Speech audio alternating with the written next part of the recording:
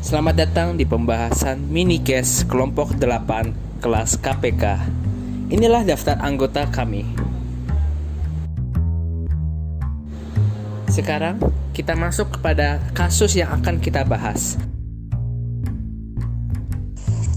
Nama saya Hanisa Hanum. Saya akan menjawab pertanyaan nomor 1. Apa gaya kepemimpinan yang diterapkan Ibu Narita sudah tepat dalam kondisi ini? Beri argumentasi saudara. Apabila belum tepat, rekomendasi apa yang saudara berikan? Jadi, menurut saya, dengan gaya kepemimpinan yang dipakai Ibu Narita, itu saya tidak setuju. Karena gaya kepemimpinan yang dipakai Ibu Narita itu merupakan gaya kepemimpinan autocratic style. Autocratic style itu seperti karyawan yang merasa tidak cocok dengan instruksi atau arahan dari Ibu Narita. Jadi merasa tertekan, sehingga karyawan senior lebih memilih mengundurkan diri atau resign dari perusahaan tersebut. Tak cuma resign, beberapa karyawan yang memiliki prestasi tinggi mulai bekerja dengan hasil yang jelek karena ketatnya kepemimpinan Ibu Narita dalam memimpin perusahaan. Saran saya, Ibu Narita dalam memimpin perusahaan menggunakan gaya kepemimpinan democratic style agar karyawan tidak tertekan dengan ketatnya gaya kepemimpinan Ibu Narita, melainkan karyawan akan terbantu dengan berkembangnya keterampilan dan kompetensi karyawan. Baiklah, di sini saya akan menjawab pertanyaan nomor 2, yaitu tipe perubahan yang dilakukan oleh Ibu Narita adalah tipe development change karena ada beberapa tujuan yang menyangkut dengan kasus Ibu Narita. Salah satunya, melakukan perbaikan keterampilan yang sesuai dengan instruksi yang telah ditentukan. Ada satu manfaat dari tipe ini adalah untuk meningkatkan kinerja guna mencapai target yang lebih tinggi. Development change dapat diterapkan untuk individu, kelompok, atau seluruh organisasi dan tidak dapat dipisahkan. Dalam development change terdapat dua asumsi. Yang pertama, orang yang mampu memperbaiki. Yang kedua, mereka akan menjadi lebih baik apabila diberi alasan, sumber daya, motivasi, dan pelatihan yang tepat. Oleh karena itu, ada pun teori yang menggambarkan kisah Ibu Narita, yaitu teori kepemimpinan oleh Pat Goldhouse. Salah satunya yaitu faktor kontingensi lingkungan. Teori ini menjelaskan bahwa adanya struktur tugas yang terganti, sistem kewenangan formal, dan perilaku memimpin kelompok kerja. Nama saya Edwin dan saya akan menjawab pertanyaan nomor 3. Apakah perubahan yang dilakukan Ibu Narita berhasil? Jawabannya tidak. Perubahannya tidak berhasil. Hal ini bisa dilihat dari penurunan kinerja karyawan setelah 2 bulan melakukan perubahan atau changing pace. Terutama karyawan yang sebelumnya berprestasi justru memiliki nilai jelek. Selain itu, para karyawan senior pun menjadi tidak nyaman dan meninggalkan perusahaan. Strategi perubahan yang bisa dianjurkan pada Bu Narita ada beberapa. Misalnya, mengganti cara mengimplementasikan perubahan.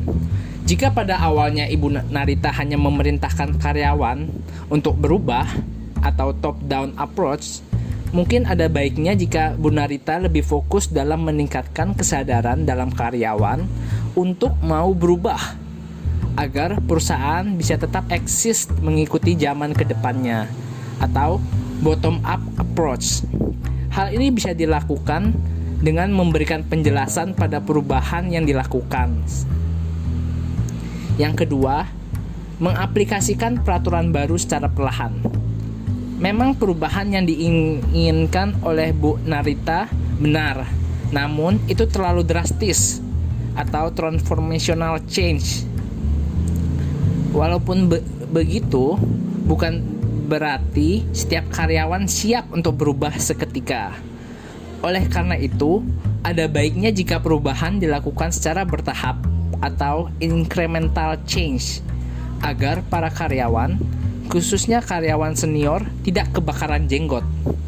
Hal ini bisa dilakukan dengan melakukan pelatihan dan sosialisasi terlebih dahulu, seperti pelatihan teamwork karyawan, pelatihan pekerjaan administrasi dengan komputer, dan sosialisasi insentif bagi karyawan dengan hasil pekerjaan yang bagus. Memang perubahan yang disarankan akan terasa lambat.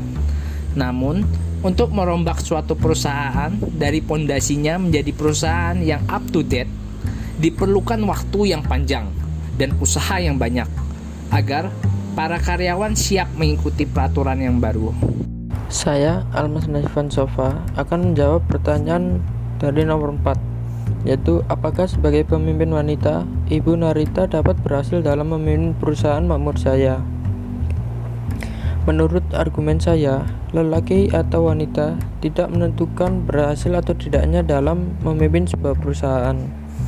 Tetapi untuk melihat kondisi Ibu Narita yang sekarang, masih kemungkinan besar untuk bisa berhasil dalam memimpin perusahaan, yaitu dengan cara Ibu Narita mengangkat bawahan agar bisa mendiskusikan perusahaan, apa yang perlu untuk dikontrol dan apa yang perlu diubah. Karena selama ini Ibu Narita mengontrol sendiri semua pelaksanaannya dan melakukan perubahan secara sepihak di bawah komandonya, yang berakibatkan dua bulan setelah perubahan dilakukan, beberapa karyawan senior memilih untuk keluar dari perusahaan,